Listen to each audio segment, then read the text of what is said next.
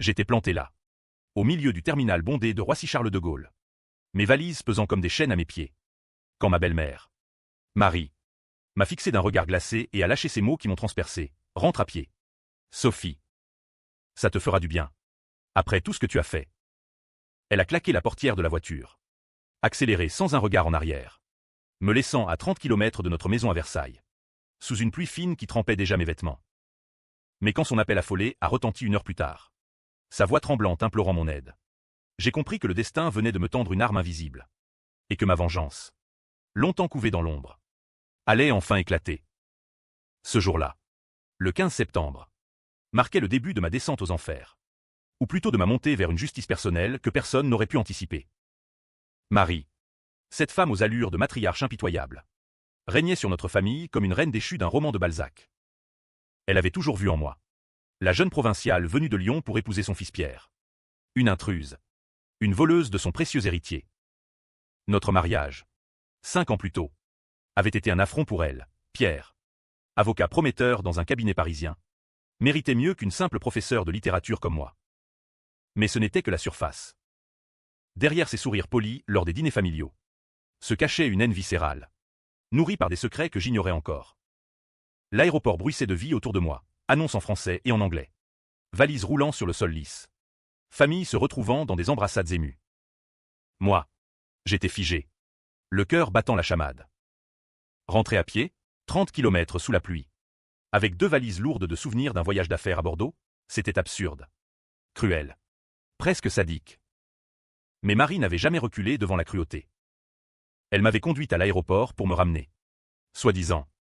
Mais en chemin, une dispute avait éclaté. J'avais osé lui reprocher son ingérence constante dans notre couple. Ses remarques acerbes sur ma carrière insignifiante. Elle avait freiné brutalement. M'avait ordonné de descendre. Et voilà. J'ai sorti mon téléphone. Les doigts tremblants. Pour appeler Pierre. Mais il était en réunion. Injoignable. Un taxi, mon portefeuille était vide. Marie avait insisté pour payer le voyage. Et j'avais bêtement accepté. La rage montait en moi. Mêlée à une humiliation profonde. Je me suis assise sur un banc, ignorant les regards curieux des passants. Puis, l'appel est arrivé. Sophie, Sophie. Mon Dieu. Reviens vite. Il y a eu un accident. Pierre. Sa voix, habituellement autoritaire, était brisée. Paniquée. Mon sang n'a fait qu'un tour. J'ai hélé un taxi, promis de payer plus tard, et foncé vers Versailles. Arrivé à la maison familiale. Une vaste demeure bourgeoise aux volets verts et aux jardins impeccables. J'ai trouvé Marie effondrée dans le salon. Un verre de cognac à la main. Pierre gisait sur le sol. Inconscient. Une plaie à la tête. Il est tombé des escaliers. A-t-elle balbutié. J'étais seul avec lui. Appelle les secours. J'ai obéi. Le cœur serré. Les pompiers sont arrivés. Ont emmené Pierre à l'hôpital. Diagnostic, commotion cérébrale. Mais rien de grave. Soulagement. Pourtant, quelque chose clochait. Marie évitait mon regard. Ses mains tremblaient anormalement. Les jours suivants ont été un tourbillon. Pierre s'est réveillé. Amnésique des événements. Marie a raconté une chute accidentelle. Mais je l'ai vu détruire discrètement un message sur son téléphone. Mon instinct me hurlait qu'il y avait plus. J'ai commencé à fouiller. Discrètement. Dans son bureau. Caché derrière un tableau de monnaie falsifiée. J'ai trouvé des lettres. Des lettres d'amour. Datant de 20 ans. Adressées à un homme nommé Julien. Julien, le meilleur ami de mon beau-père. Décédé il y a 10 ans dans un accident de voiture. Mon beau-père, Henri, avait péri dans le même crash. Coïncidence, la trahison me sautait aux yeux. Marie avait trompé Henri avec Julien. Et peut-être. Non. C'était trop horrible. Mais les pièces s'assemblaient. Pierre, enfant unique, avait toujours été surprotégé par sa mère. Et moi, en entrant dans la famille, j'avais menacé cet équilibre précaire. Marie voulait me briser. Me faire partir. L'abandon à l'aéroport n'était qu'un épisode dans une guerre plus vaste. J'ai décidé de garder le silence. Pour l'instant. Pierre convalescent. Je jouais la belle-fille attentionnée. Servant des tisanes à Marie tout en observant ses faux pas. Elle devenait nerveuse. Paranoïaque. Un soir, Lors d'un dîner tendu. Elle a lâché, tu sais. Sophie. Parfois les accidents arrivent pour une raison. Ses yeux brillaient d'une lueur malsaine. J'ai souri intérieurement. La vengeance mijotait. Les semaines passèrent. Pierre reprit le travail. Mais des migraines persistantes le tourmentaient. Je l'accompagnais chez le neurologue. Où j'appris que la chute n'était pas si accidentelle. Trace de lutte sur ses bras. Marie, impossible. Me disais-je. Pourtant. Une nuit. Je l'entendis murmurer au téléphone, il commence à se souvenir. Il faut agir. Agir? Contre qui? J'ai confronté Pierre en privé. Il a avoué. Les larmes aux yeux, maman m'a poussé. Elle disait que tu allais nous détruire. Que tu savais pour le secret. Quel secret? Il a hésité. Puis craché le morceau, 20 ans plus tôt. Marie avait orchestré la mort d'Henri et Julien pour cacher leur affaire. Henri avait découvert l'adultère. Menacé de divorce. Marie, avec l'aide de Julien, avait saboté la voiture. Mais Julien avait paniqué. Pris le volant avec Henri. Et tous deux étaient morts. Pierre, adolescent, avait vu la scène. Couvert sa mère par peur. Mon monde s'effondra. Pierre avait gommé le souvenir. Mais la chute l'avait ravivé. Marie, sentant le danger, avait tenté de le faire taire définitivement. Et moi, j'étais le bouc émissaire idéal. En m'abandonnant à l'aéroport, elle espérait me discréditer. Me faire passer pour instable. La rage m'envahit. J'aurais pu appeler la police. Mais non. Je voulais qu'elle souffre. Qu'elle paye de l'intérieur. J'ai commencé mon plan, feindre l'ignorance. Gagner sa confiance. Puis la détruire. Les nuits devinrent interminables. Hantées par des visions de vengeance. Je me réveillais en sueur. Imaginant Marie suppliante. Brisée comme elle m'avait brisé. Pierre, rongé par la culpabilité, me suppliait de partir. De le quitter pour ma sécurité. Maman est capable de tout. Sophie. Elle m'a forcé à te mentir depuis le début. Mais je restais. Ancré dans ma détermination. Versailles. Avec ses allées royales et ses secrets enfouis. Devenait le théâtre de mon drame personnel. Marie, sentant peut-être le vent tourner, multiplia les gestes d'affection feinte. Des fleurs sur la table. Des dîners élaborés avec du foie gras et du vin de Bordeaux. Ma chère Sophie, oublions cet incident à l'aéroport. C'était une erreur. La fatigue. Ses yeux, toutefois, trahissaient la peur. J'acquiesçais, souriante, tout en notant chaque détail, ses appels nocturnes, ses visites mystérieuses à un notaire parisien. Un après-midi pluvieux, je la suivis discrètement jusqu'à la place Vendôme. Elle entra dans un cabinet d'avocat discret, en sortit avec une enveloppe épaisse. Le soir, profitant de son absence, je forçai le tiroir de son bureau. L'enveloppe contenait un testament révisé, pierre déshéritée au profit d'une fondation obscure. Et une lettre confessant partiellement l'accident d'Henri, mais accusant Julien seul. Elle se protégeait. Au cas où. La trahison s'approfondissait. Non seulement elle avait tué, mais elle volait l'héritage de son propre fils. Pierre, apprenant cela, sombra dans la dépression. Elle m'a toujours manipulé. Sophie. J'ai gommé le passé pour elle. Et maintenant? Il pleurait. Et je le serrais. Ma haine grandissant. J'ai décidé d'agir subtilement. J'ai contacté anonymement un journaliste du Figaro, glissant des indices sur un vieux cold case, la mort d'Henri et Julien. Les médias s'emparèrent de l'affaire, rouvrant l'enquête. Marie paniqua, m'accusant lors d'un dîner familial. C'est toi. N'est-ce pas? Tu fouilles dans mon passé. J'ai nié. Les yeux innocents. Pierre, complice malgré lui. Resta silence. La tension montait. Marie devint paranoïaque, verrouillant portes et fenêtres. Un soir, elle me confronta seule. Tu crois me connaître? Sophie, j'ai sacrifié tout pour cette famille. Henri était faible. Julien un traître. Ses aveux coulaient, emportés par la peur. J'enregistrais discrètement. Mon téléphone caché. Mais le plan dérapa. Pierre, instable, tenta de se suicider, avalant des pilules. Sauvé in extremis. Il murmura à l'hôpital, c'est ma faute. Tout est ma faute. Marie, feignant le chagrin, me blâma, ton influence l'a détruit. Les médecins parlèrent de stress post-traumatique. J'étais dévasté, mais résolu. J'ai accéléré. J'ai rencontré le notaire en secret. lui montrant les lettres d'amour. Il confirma, Marie avait falsifié des documents pour s'approprier la fortune. Avec ces preuves, j'ai monté un dossier. Mais au lieu de la police, j'ai choisi la confrontation publique. J'ai organisé un dîner avec des amis influents, des avocats, des journalistes. La soirée fut tendue. Marie, élégante dans sa robe Chanel, toisait l'assemblée. Au dessert, j'ai sorti l'enregistrement. Sa voix résonna, confession partielle. Accusation. Le silence tomba.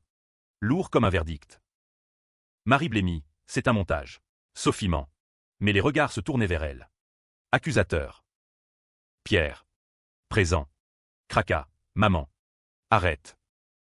J'ai tout vu ce soir-là. Tu as saboté la voiture. Le chaos éclata. Invité choqué. Appel à la police. Marie hurla, me traitant de monstre. J'étais calme. Ma vengeance presque accomplie. Pourtant, un doute s'insinua. Était-ce justice ou pure haine? Pierre me regardait. Brisé. Avais-je sauvé notre famille ou l'avais-je anéanti? Les jours suivants, l'enquête officielle commença. Marie fut interrogée. Niant tout. Mais les preuves s'accumulaient. Expertise sur la voiture d'Henri. Témoins oubliés. J'attendais. Anxieuse. Un twist surgit. Pierre avoua m'avoir menti. Il n'avait pas vu la scène. Marie l'avait convaincu de couvrir une vérité plus sombre. Henri avait découvert que Pierre n'était pas son fils biologique, fruit de l'adultère avec Julien. La dispute avait dégénéré. Henri avait attaqué Julien. Et Marie avait agi en légitime défense. Ou du moins, c'est ce qu'elle prétendait. Confusion. Pierre avait gommé le souvenir pour protéger sa mère. Mais maintenant, il doutait. Était-elle coupable ou victime? Le scandale éclata dans la presse, drame familial à Versailles, une belle-mère accusée de meurtre. Les titres hurlaient, divisant l'opinion. Certains voyaient en Marie une femme manipulatrice. D'autres une mère protectrice poussée à bout. Moi, au centre de la tourmente. Je recevais des messages haineux. Tu détruis une famille pour ta vengeance personnelle. Pierre, déchiré, oscillait entre amour filial et loyauté envers moi. Les auditions à la police judiciaire de Paris étaient épuisantes. J'apportais mes preuves, lettres, enregistrements, testaments falsifiés. Marie, défendue par un avocat retors, contre-attaquait, Sophie est jalouse. Instable. Elle m'a piégé après m'avoir provoqué à l'aéroport. L'abandon devenait son alibi, preuve de ma folie. Un soir, seul dans notre appartement, nous avions fui la maison familiale. Je pleurais. Avais-je allé trop loin? Pierre me serra. Tu as raison. Sophie. Mais maman. Elle m'a élevé seule après la mort de papa. Son ambivalence me rongeait. La vengeance, si douce au départ, goûtait maintenant l'amertume. Puis vint le coup de théâtre. Lors d'une perquisition, on trouva un journal intime de Marie. Page jaunie révélant une vie de souffrance, mariage forcé avec Henri. Violente et infidèle, amour passionné pour Julien. Son sauveur. La nuit fatale, Henri, ivre, avait menacé de tuer Julien et Pierre. Alors enfant.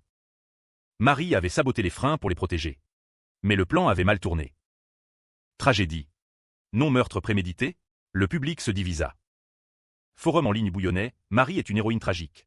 VS une manipulatrice qui a sacrifié 2 vies. Moi. Je doutais. Avais-je jugé trop vite? Pierre, confronté au journal, s'effondra. Je me souviens maintenant, papa était un monstre. Maman m'a sauvé. Il me supplia d'arrêter. Mais la machine judiciaire était lancée. J'ai rencontré Marie en prison provisoire. Derrière la vitre. Elle me fixa, tu as gagné. Sophie. Mais à quel prix? Pierre te hait maintenant. Ces mots me transpercèrent. Était-ce vrai? De retour. Pierre confirma, je ne peux pas te pardonner. Tu as exposé notre linge sale au monde. Il partit, me laissant seul. La vengeance tournait au vinaigre. J'errais dans Paris. Des Champs-Élysées au quai de Seine. Hanté par le remords. Pourtant, une partie de moi persistait, Marie devait payer. Le procès approchait. Témoignages contradictoires, voisins rappelant la violence d'Henri. Ami de Marie la dépeignant en victime. Moi, témoin clé. Je préparais mon discours. La nuit avant. Un appel anonyme, arrêtez tout. Ou vous regretterez. Menace? De qui? Au tribunal. Chaos. Marie plaida la légitime défense. Pierre témoigna en sa faveur. Me trahissant publiquement, Sophie a exagéré pour se venger de l'aéroport. Le public murmura. J'étais stupéfaite. Puis, mon tour. J'ai révélé l'enregistrement. Mais l'avocat objecta, montage possible. Expertise demandée. Pendant la suspension, Marie m'approcha. Sophie, pardonne-moi. J'ai paniqué à l'aéroport parce que je sentais que tu savais.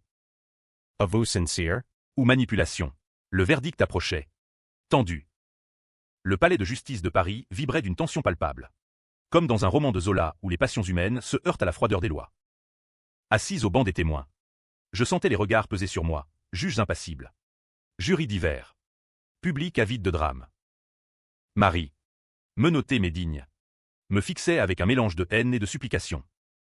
Pierre, à ses côtés, évitait mes yeux. Mon témoignage fut accablant, je décrivis l'abandon à l'aéroport.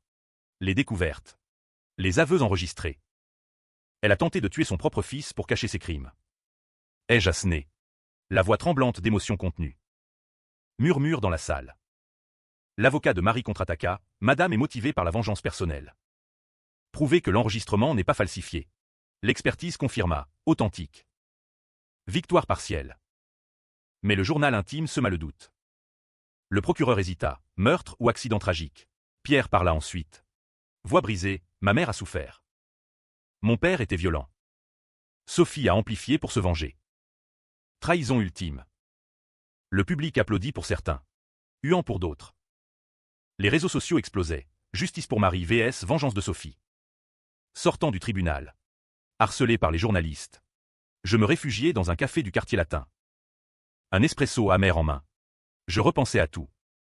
Était-ce vraiment justice? Ou avais-je détruit l'homme que j'aimais? Marie fut condamnée à 10 ans pour homicide involontaire et falsification. Pas assez pour moi. Trop pour d'autres. Pierre divorça. Me laissant avec rien. Mais le twist final arriva des mois plus tard. Une lettre anonyme, preuve que Pierre savait tout depuis le début. Avait couvert Marie pour l'héritage. Il avait manipulé le journal pour la sauver. Me sacrifiant. Confrontation. Pierre avoua, je t'aimais. Mais maman. L'argent. Ultime trahison. Ma vengeance se tourna vers lui. J'exposai tout aux médias. Scandale renouvelé. Pierre ruiné. Marie brisée en prison. Kết thúc bi kịch, Seoul. Mais libre. Où était ce un happy end controversé? Les mois suivants furent un tourbillon de solitude et de réflexion. Paris, ville des Lumières, me semblait désormais un labyrinthe d'ombres. Je déménageais dans un petit appartement à Montmartre, loin des souvenirs de Versailles. Les nuits, je relisais la lettre anonyme. Pièce finale du puzzle. Pierre, mon mari, avait été le vrai marionnettiste, l'idée me hantait. J'enquêtais discrètement. Contact avec d'anciens amis. Fouille en ligne. Preuves accumulées, transfert bancaire suspect. Email codé entre Pierre et Marie. Il avait su pour l'adultère. L'accident. Et avait choisi le silence pour l'héritage. L'abandon à l'aéroport, une mise en scène pour me tester. Me briser si je devenais menaçante. La rage revint. Plus froide. Calculée. J'appelai un détective privé. Un vieux loup parisien aux méthodes douteuses. Trouvez-moi tout sur Pierre Dupont. Ordonnez-je. Rapports arrivèrent, liaisons extraconjugales. Dettes cachées. Il vivait grand train. Dilapidant la fortune familiale. Plan formé, le détruire financièrement. Émotionnellement. J'anonymisais les preuves. Les envoyer au fisc. Enquête pour fraude fiscale lancée. Pierre paniqua. M'appela, Sophie. Arrête. C'était pour nous protéger. Hypocrite. Confrontation dans un bistrot, tu m'as sacrifié. Pierre. Comme ta mère a sacrifié ton père. Il pleura. Implora. Je partis. Cœur durci. Marie. Depuis sa cellule. Apprit tout. Lettre d'elle, tu as raison. Sophie. Pierre est comme moi. Pardonne-nous. Trop tard. Cao Trao, j'exposais publiquement. Livre écrit sous pseudonyme. Best-seller controversé. Divisant lecteur, génie ou monstre. Pierre ruiné. Suicidaire. Je l'empêchai. Par pitié, ou par vengeance ultime. Le livre sorti, L'abandonné de Roissy. Succès fulgurant. Débat télévisé. Certains me voyaient en victime vengeresse. D'autres en manipulatrice. Pierre. Brisé. Disparu. Marie libérée conditionnellement. Vieillie. Twist final. Je découvris que la lettre anonyme venait de Marie elle-même. Pour me pousser à détruire Pierre. Son fils ingrat qu'il avait trahi en prison. Confrontation ultime. Pourquoi? Marie, elle sourit, pour que tu comprennes la vraie vengeance. Nous sommes pareils. Qu'attends-tu qu'ambigu, je partis. Libre mais hanté. Happy end, ou cycle éternel de trahison. Le lecteur décide.